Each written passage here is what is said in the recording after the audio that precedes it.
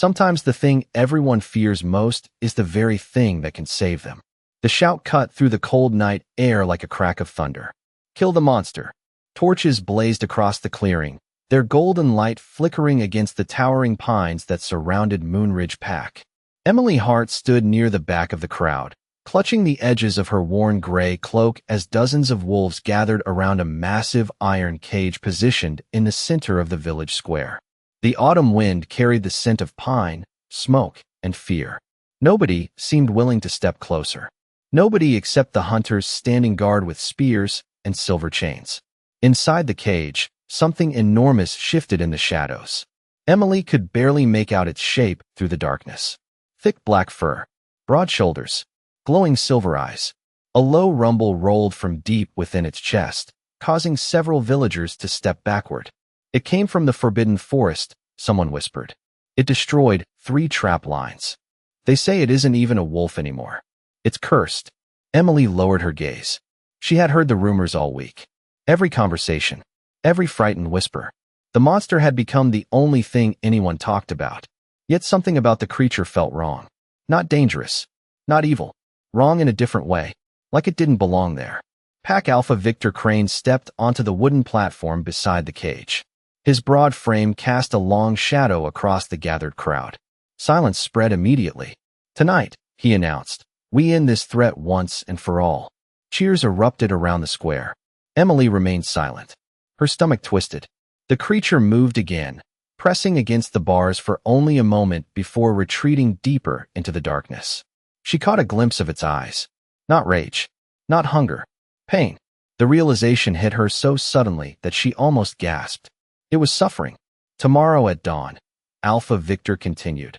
The beast will be taken beyond the northern cliffs and dealt with. More cheers followed. Emily glanced around. Everyone seemed relieved. Everyone except her. The monster lifted its head. For one brief second, its silver eyes found hers. Across nearly 40 feet of open ground. Time seemed to stop. Emily froze. The noise of the crowd faded. The crackling torches disappeared. All she could see were those eyes. Tired. Lonely. Almost human. Then the creature lowered its head again. The connection vanished. You. A sharp voice snapped Emily back to reality.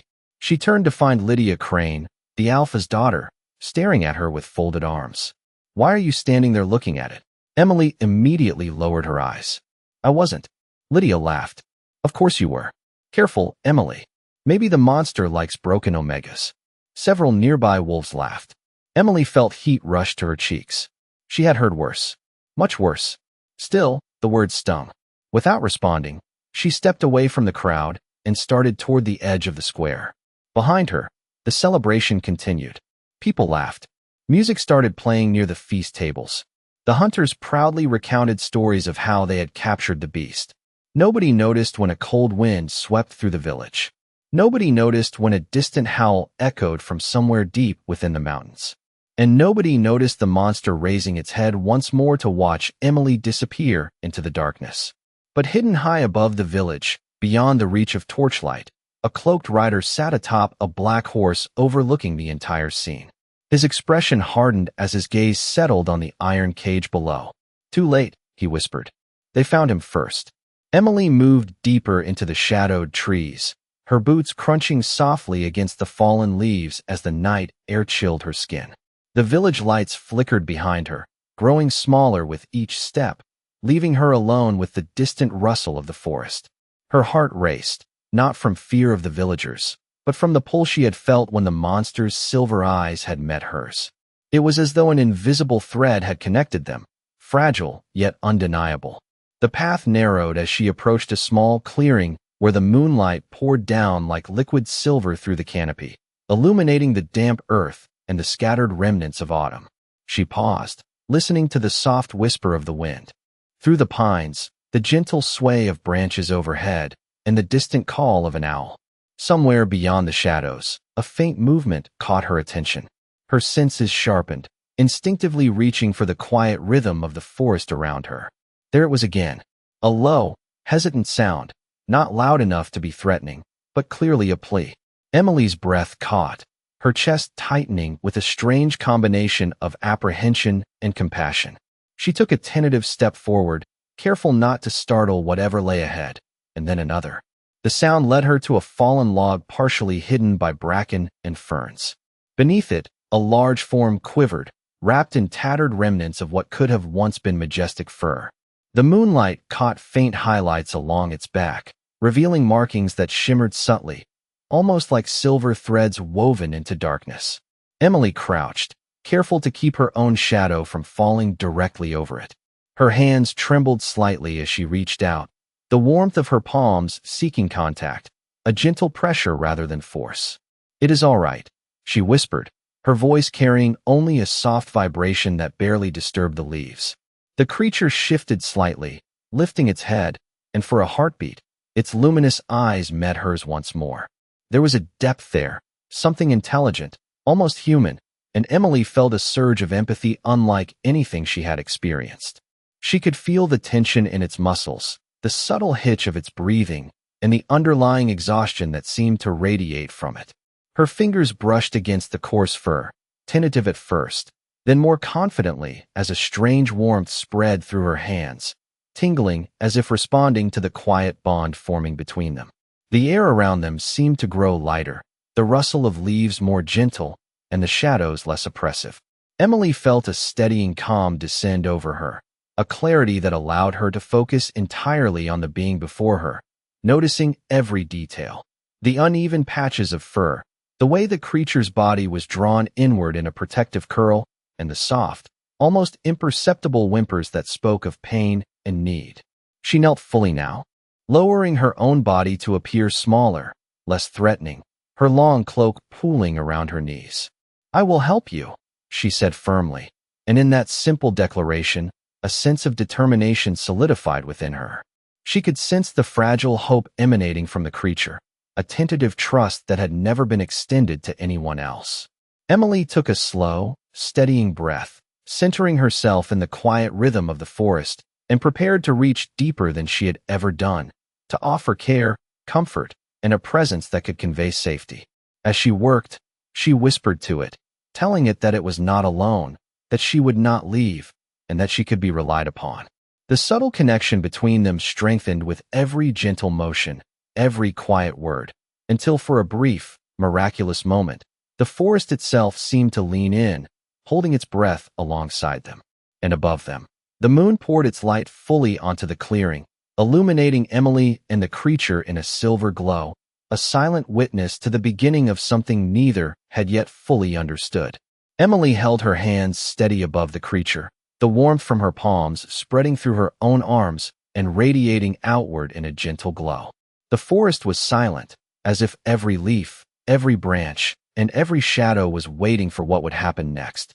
She noticed the subtle rise and fall of the creature's chest, shallow but steady, and the small tremors that ran through its body whenever she shifted her fingers slightly.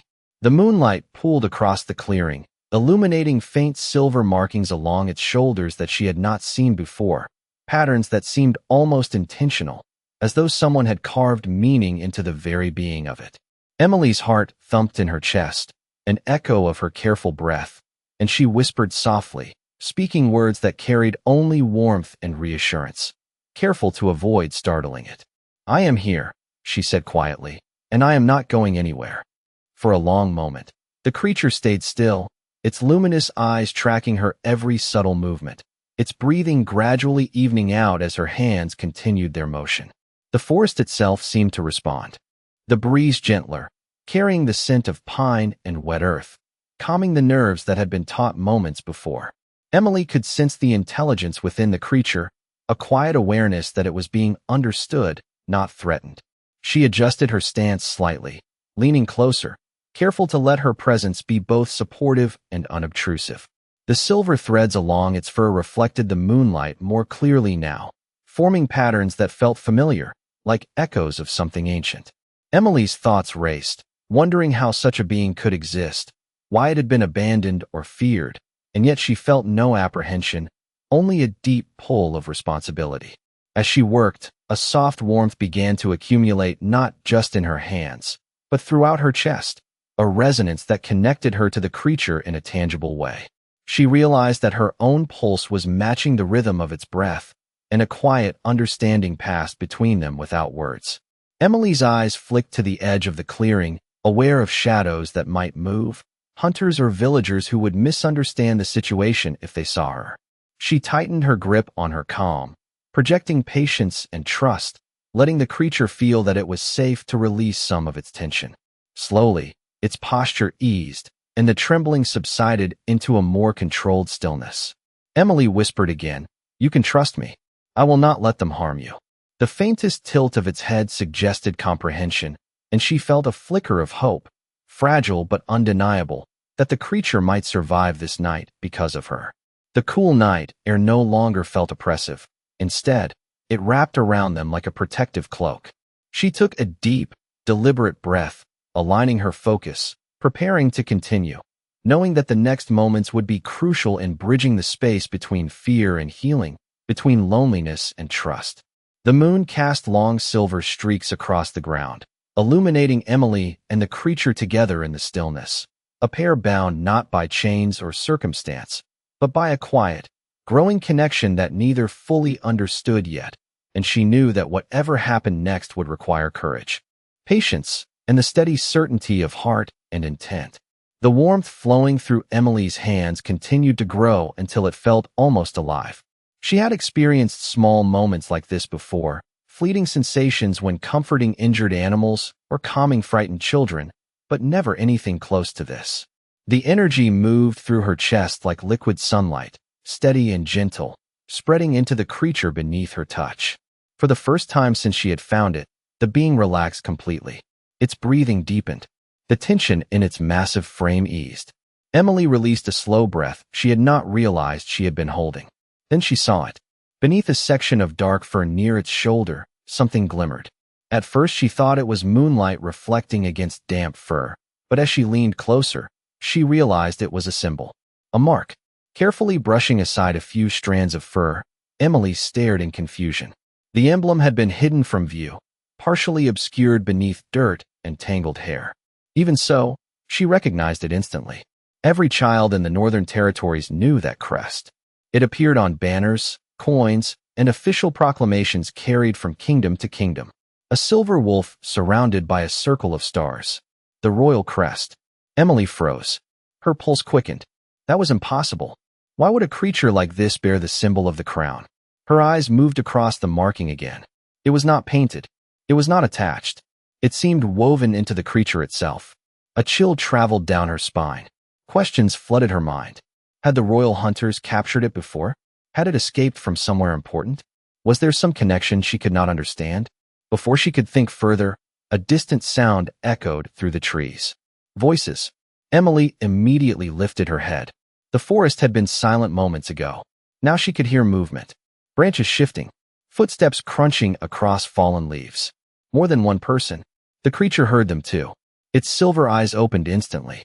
The calm she had worked so hard to create vanished beneath a wave of alertness. Emily placed a reassuring hand against its shoulder. "It is all right," she whispered. "Stay quiet." The voices grew closer. She could make out fragments of conversation carried by the wind. "Spread out. The tracks came this way. We cannot lose it again." Emily's stomach tightened. These were not villagers. Their voices carried authority, training, purpose. She glanced around the clearing, searching for a place to hide the creature, but there was nowhere large enough. The moonlit space offered little cover. The being slowly lifted its head higher, watching her carefully. Then something unexpected happened. It lowered its gaze toward her hand resting on its shoulder and became still again, as though choosing to trust her judgment. Emily felt a strange ache in her chest. Nobody had ever trusted her like that before. Not her pack, not her neighbors, not even her own family. Yet somehow this mysterious creature did. The approaching voices suddenly stopped. Silence settled over the forest. Emily's heartbeat thundered in her ears. Somewhere beyond the trees, less than 50 feet away, someone was watching the clearing. She could feel it. The sensation crawled across her skin. Then a deep male voice emerged from the darkness. Calm, controlled, dangerous. "Interesting," the stranger said. "After 3 weeks of searching, you are the last person I expected to find beside him." Emily's breath caught in her throat.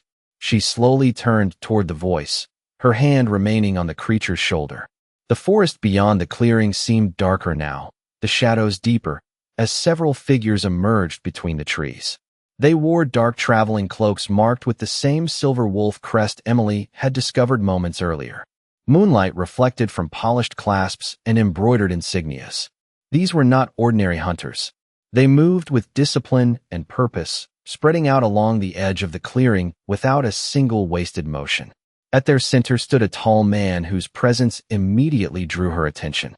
His dark cloak hung neatly over broad shoulders, and although his expression remained calm, there was an unmistakable authority in the way everyone around him deferred to him without question.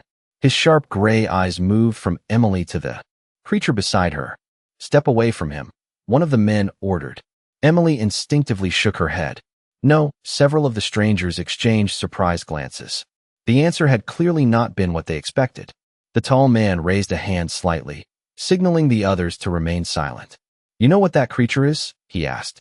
Emily swallowed. "No, then why are you protecting it?" The question lingered in the cool night air. Emily looked down at the massive being beside her. The creature had not moved. It remained perfectly still beneath her touch, watching the newcomers with quiet caution. "Because nobody else would," she answered softly. For a moment, nobody spoke. The tall stranger studied her carefully.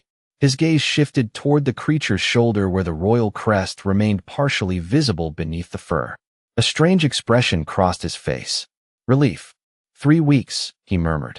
3 weeks searching every mountain pass, every valley, every abandoned trail. Emily frowned. Searching for him? The man nodded once. "For our king." The words struck her like a sudden gust of wind. Emily stared at him. Then she looked down at the creature. Then back again. "Your king," she repeated. "That is impossible." The stranger's expression remained steady. "I wish it were."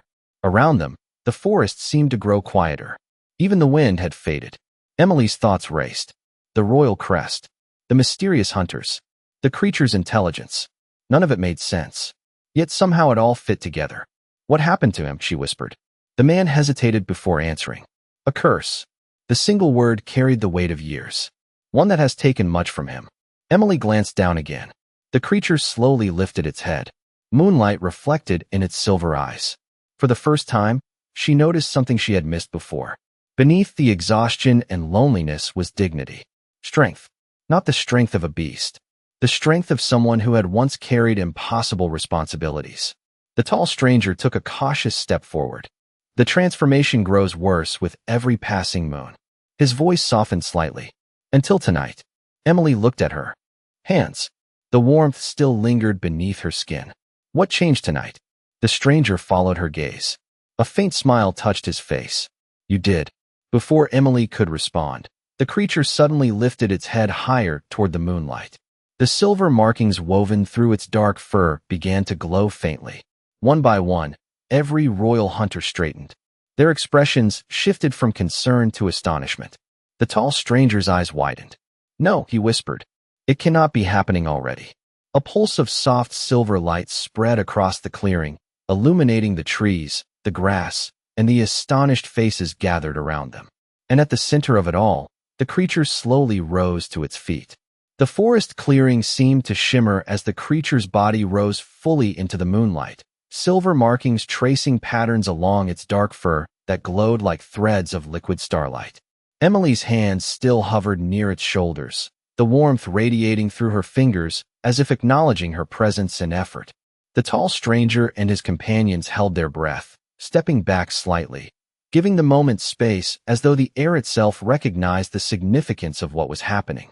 A soft, low hum began to emanate from the creature, a sound more felt than heard, vibrating gently through the ground beneath Emily's knees. She tilted her head, curious and alert, sensing that the being was ready to communicate in a way beyond ordinary speech. Slowly, the transformation continued, subtle shifts that were visible now. Muscles elongated, fur smoothed into elegant patterns, and the creature's stance changed from defensive to poised. Emily could see strength and nobility emerging in its form, qualities that had been hidden beneath layers of fear and pain. The tall stranger's gray eyes narrowed with both astonishment and recognition, a whisper slipping from his lips. "It is happening sooner than we anticipated." Emily's pulse quickened. The soft glow enveloped both of them, creating a bridge of light connecting her to the creature. She felt her heartbeat echo in harmony with it, a rhythm that carried warmth, steadiness, and an unspoken promise of trust. With deliberate care, she adjusted her position, ensuring that every motion she made conveyed patience, calm, and reassurance. The creature lifted its head, now fully upright, and Emily saw the first hint of human features beginning to emerge beneath the fur. The subtle contours of a face, strong and defined, with eyes that gleamed with intelligence and depth, so striking that Emily almost stumbled back in awe. The silver glow pulsed softly as if responding to the shift in its form, and Emily felt a thrill of anticipation mixed with a quiet fear. This was more than she had expected, and yet, she felt utterly compelled to remain by its side. The forest held its breath. Leaves barely rustled in the gentle breeze. Emily could hear the faintest whisper of distant water running somewhere beyond the clearing, a reminder that the world continued on, even as this singular moment suspended time itself. She reached out, not to touch aggressively, but to offer guidance and connection, her fingertips brushing against the emerging human form, feeling warmth, life, and a pulse that mirrored her own. The tall stranger stepped forward cautiously, his voice barely above a whisper. You understand it in ways none of us could hope to. That is why it responds. Emily's lips parted to ask a question, but the creature moved first, shifting completely into a tall, commanding figure whose presence exuded authority and strength. Yet, in the center of the glowing clearing, there was a gentleness in its posture, a silent acknowledgement of Emily's role in this awakening. The connection between them pulsed visibly in the moonlight, a bridge of mutual trust, and for a moment, the entire clearing seemed suspended between the past of what had been feared and the future of what was now possible. Emily's heart swelled with quiet awe as the being fully revealed itself, standing tall with a calm and dignified presence that radiated both power and an unspoken gratitude, as though silently saying that this night, this moment, and Emily's courage had changed everything. Emily could not look away. The man standing before her seemed impossible, as though the moon itself had stepped down from the sky and taken human form.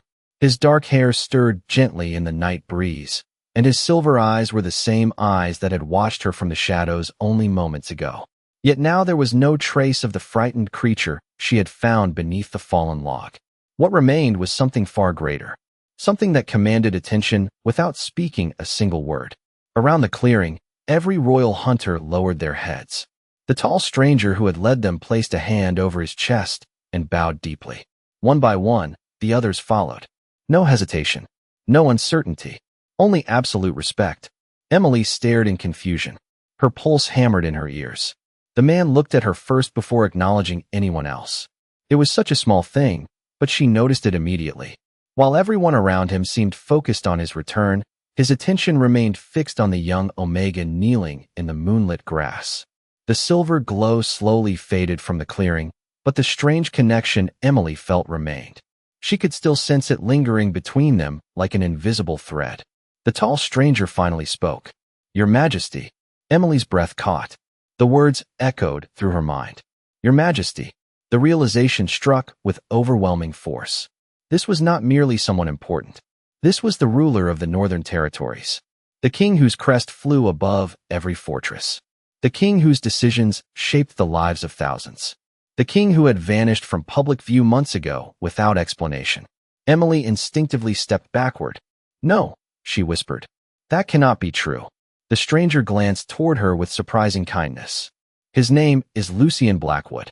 Emily's knees nearly gave way. She had heard the name her entire life. Every child had.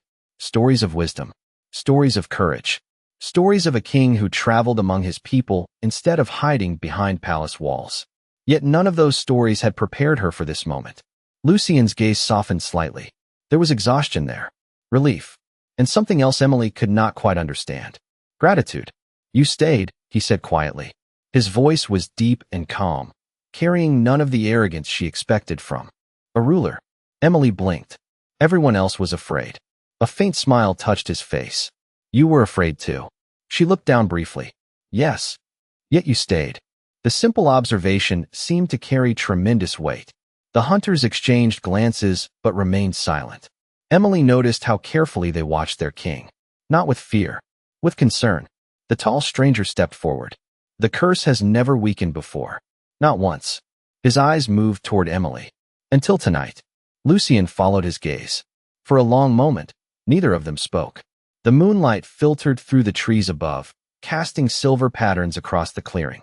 Emily suddenly became aware of how ordinary she looked. Her worn cloak, her scuffed boots, her tangled hair. She was nobody, a forgotten omega from a small village. Yet somehow she stood at the center of an event that felt larger than anything she had ever imagined. Then a distant horn sounded somewhere beyond the forest. Every hunter immediately turned toward the noise. Concern crossed several faces. The tall stranger's expression darkened. They found the trail. Lucien's eyes narrowed. Emily felt the atmosphere shift instantly. Whatever peace had settled over the clearing moments ago was beginning to disappear. And for the first time that night, she realized that the curse might not be the only danger searching for the king. The distant horn echoed a second time, carrying across the mountains and through the trees like a warning carried by the wind. The royal hunters immediately became alert, exchanging concerned glances. Emily could feel the tension spreading through the clearing. Whatever threat had been tracking King Lucien was drawing closer. Yet the king himself did not move. His silver eyes remained fixed on her. The forest seemed to disappear around them. The hunters, the horn, the uncertainty. None of it appeared to matter in that moment. Emily shifted uncomfortably beneath his gaze. She still could not understand why everyone kept looking at her as though she had done something extraordinary. She was an omega from a forgotten village.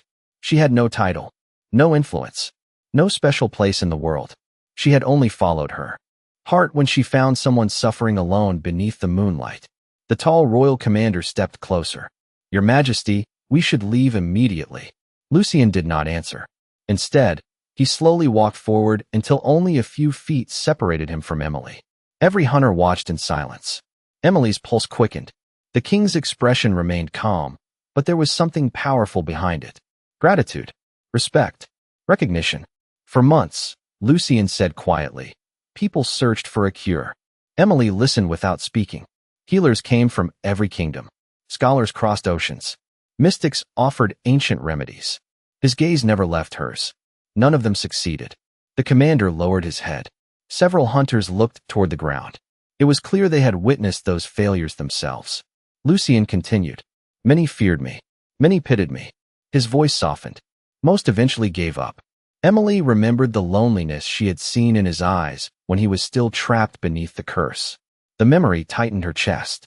I am sorry, she whispered. For the first time, genuine surprise appeared on Lucien's face. You are apologizing to me? Emily nodded slightly. Nobody should have to endure that alone. Silence followed. A deep silence that seemed to settle over the clearing itself. Then something unexpected happened. Lucien Blackwood, king of the Northern Territories, lowered himself onto one knee before her. Gasps echoed around the clearing. Several hunters stared in complete disbelief. The commander himself looked stunned. Emily froze. Her mind struggled to process what she was seeing. Kings did not kneel. Not before villagers. Not before strangers. Certainly not before forgotten omegas. Yet there he was. One knee against the forest floor. Head slightly lowered. Moonlight reflecting in his silver eyes. Your Majesty. The commander breathed in shock. Lucien ignored him.